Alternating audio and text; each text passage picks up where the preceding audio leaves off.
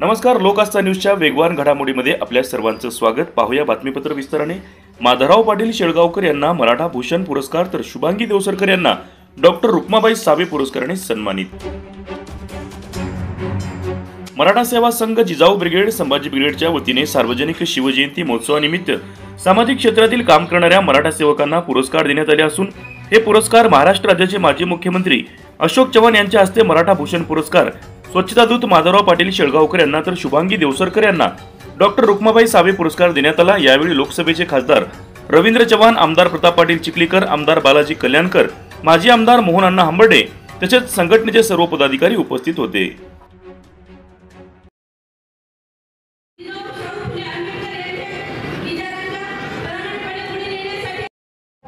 नांदेड जिल्हा हा चळवळीचा जिल्हा वेळोवेळी म्हणून ओळखला जातो।